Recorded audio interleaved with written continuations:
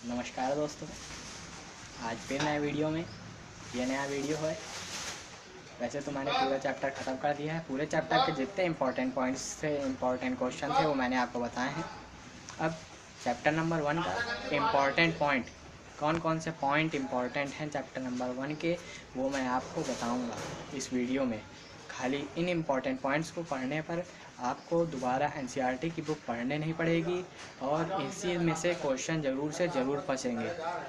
चलिए देखते हैं स्क्रीन पर कौन कौन से हैं वो इम्पॉर्टेंट पॉइंट। तो दोस्तों, आपके सामने स्क्रीन आ चुकी है। स्क्रीन पर इम्पॉर्टेंट पॉइंट्स का पेज है। आपको देखना है कौन कौन से इम्पॉर्टेंट पॉइंट्स हैं इस चैप्टर पर। मैं वो सारे इम्पॉर्टेंट पॉइंट्स आपको बताऊंगा। उसके बाद आपको एनसीईआरटी की बुक दोबारा पढ़नी नहीं पड़ेगी। इसी वजह से मैंने इम्पॉर्टेंट पॉइंट्स का ये वीडियो बनाया है, क्योंकि पेपर टाइम बच्चों को जो है बहुत ही इम्पॉर्टेंट पॉइंट्स पढ़ना होता है, क्योंकि उनके पास एनसीईआरटी बुक पढ़ने का टाइम होता नहीं है। इसी वजह से ये मेरा वीडियो इम्पॉर्टेंट पॉइंट्स का, रियल नंबर चैप्टर का जितने भी इम्पॉर्टेंट पॉइंट्स हैं सभी इसी के अंदर हैं। आपको सारे पॉइंट्स इसी में मिल जाएंगे। तो चलिए देखते हैं कौन कौन से इम्पॉर्टेंट पॉइंट्स हैं। पहला पॉइंट है what is successive division method. आपको पता नहीं होगा अभी तक कि what is successive division method है, लेकिन सक्सेसिव डिवीज़न मेथड को ही यूक्लिड्स एल्गोरिथम मेथड कहते हैं। सक्सेसिव डिवीज़न मेथड को ही यूक्लिड्स डिवीज़न एल्गोरिथम मेथड कहते हैं। ठीक, तो आप अगला पॉइंट आंसर भी देख लीजिए आप स्क्रीन पर। इसका आंसर क्या है? इसका आंसर है, ये देखिए, यूक्लिड्स डिवीज़न एल्गोरिथम इसका आंसर है। अब आपको अभी तक आपने पढ़ा नहीं था, लेकिन एनसीईआरटी में बीच में ये दिया था पॉइंट, इसीलिए मैंने बताना ज़रूरी समझा। अब दूसरा है who was Prince of mathematics, यानी कि मैथमेटिक्स का प्रिंस कौन है, ये भी बुक में दिया है, लेकिन आपको बुक ना पढ़नी पड़े इसलिए मैंने आपको तुरंत बता दिया है। Who was Prince of mathematics, इसका आंसर होगा कार्ल फ्रेडरिक गॉस। कौन? कार्ल फ्रेडरिक गॉस इसके प्रिंस हैं मैथमेटिक्स के। अब तीसरा पॉइंट देखने की बारी है। तीसरा पॉइंट है definition of lemma and algorithm, यानी कि इस चैप्टर में जो डेफिनेशन दी थी लेम्मा और एल्गोरिथम की, वो आपको बहुत ही पढ़ना है, वो बहुत ही इंपॉर्टेंट है। वो आपको अगर नहीं याद है तो आप मेरे चैनल के पहले वीडियो में, ओवरव्यू वाले वीडियो में जाके देख सकते हैं। उसमें मैंने बताया है definition of lemma and algorithm, बहुत ही शॉर्ट ट्रिक में एक लाइन की वो डेफिनेशंस हैं।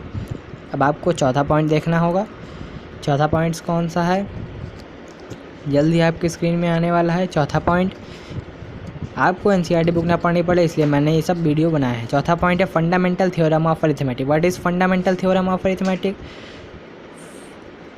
इसकी डेफिनेशन बुक में लिखी है, लेकिन बुक वाले ना पढ़ना पड़े इसलिए what is fundamental theorem. Fundamental theorem of arithmetic states that every composite number is consist of prime number, यानी कि जितने भी कंपोजिट नंबर है वो प्राइम नंबर का कंसिस्ट करते हैं। ठीक, अब आपको पांचवा क्वेश्चन, पांचवा पॉइंट कौन सा है इसका? पांचवा पॉइंट देखते हैं कौन सा है। बहुत अच्छा पॉइंट है। एनसीईआरटी की बुक से मैंने सारे पॉइंट्स लिए हैं, इसीलिए क्योंकि पेपर एनसीईआरटी की बुक से ही बनता है, आपको पता होना चाहिए। ज़्यादा से ज़्यादा 90% पेपर एनसीईआरटी बुक से आता है, 10% कभी कभी बाहर जाता है। पांचवा है A is equals to B Q plus R, आपकी स्क्रीन पे है। अब ये A is equals to B Q plus R क्या है? ये जो है यूक्लिड्स डिवीज़न लेम्मा है, आपको पता होगा। लेकिन अगर आपको कभी भी यूक्लिड्स डिवीज़न लेम्मा लिखने को कहा जाए तो आप अगर A is equals to B Q plus R लिखेंगे तो ये आपका गलत माना जाएगा। इसके साथ आपको ये लिखना पड़ेगा 0 से बड़ा या बराबर होगा आर और इससे बड़ा होगा बी।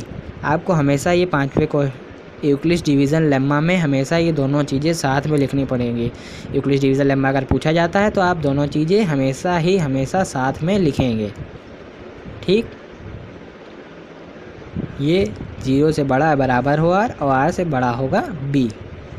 छठवां पॉइंट है prime factorization of a natural number is unique except order of its factor, यानी कि किसी भी नेचुरल नंबर का प्राइम फैक्टर अगर हम करते हैं तो हमेशा यूनिक अनोखा नंबर आएगा, except order of its factor, यानी कि उसके जो फैक्टर होंगे उनका ऑर्डर आगे पीछे तो हो सकता है लेकिन वो हमेशा यूनिक नंबर ही आएगा प्राइम फैक्टराइजेशन करने पे किसी नेचुरल नंबर का। सातवां पॉइंट कौन सा है? देखते हैं, बहुत ही अच्छा पॉइंट है एनसीईआरटी की बुक से और बहुत ही इम्पॉर्टेंट है। एक्सरसाइज 1.3 पे यही है। सम और differences of a natural, rational and irrational is unique and always irrational. वो थोड़ा गलत हो गया है यहाँ पर, तो उसके लिए सॉरी। सम और डिफरेंस यानी कि प्लस और माइनस, रेशनल और इरेशनल नंबर के बीच अगर हम सम और डिफरेंस करेंगे तो वो जो नंबर आएगा वो हमेशा यूनिक होगा और हमेशा ही इरेशनल होगा, कभी भी रेशनल नहीं हो सकता है। यानी कि रेशनल और इरेशनल नंबर के बीच में हम और सम और डिफरेंस करेंगे तो हमेशा यूनिक और इरेशनल नंबर आएगा, कभी भी रेशनल नंबर नहीं आएगा। 8वां पॉइंट है product and quotient of a non zero rational and irrational is irrational. यानी कि किसी भी नॉन जीरो, रेशनल और इरेशनल का प्रोडक्ट या मल्टीप्लाई या डिवीज़न हम करेंगे तो हमेशा इरेशनल आएगा। रेशनल और इरेशनल नॉन ज़ीरो होना चाहिए, उसका अगर हम प्रोडक्ट यानी मल्टीप्लाई या फिर डिवाइड करेंगे तो हमेशा इरेशनल आएगा। ये एनसीईआरटी के बुक के पॉइंट्स हैं जो मैंने आपको बताएं। कुल टोटल 8 पॉइंट्स हैं। टोटल 8 पॉइंट्स को पढ़ने के बाद आपको एनसीईआरटी का बुक पॉइंट्स के लिए नहीं पढ़ना पड़ेगा, बहुत ही इंपॉर्टेंट आसान हो जाएगा। वैसे तो सारे कठिन क्वेश्चन मैंने बताए हैं आपको, आप जाके मेरे चैनल के सभी वीडियोस देख सकते हैं। सभी वीडियोस इम्पॉर्टेंट क्वेश्चन पर हैं और जो आसान क्वेश्चन थे वो मैंने नहीं बताए हैं, आप स्क्रीनशॉट ले सकते हैं। मैं रुका हूँ। अभी तक अगर आपने मेरे चैनल को लाइक और सब्सक्राइब नहीं किया है तो तुरंत ही सब्सक्राइब कर दें ताकि आने वाले वीडियोस में जल्द से आपको मिले और मैं आपको आगे जो है इम्पॉर्टेंट क्वेश्चन का वीडियो दूंगा। तब तक के लिए नमस्कार।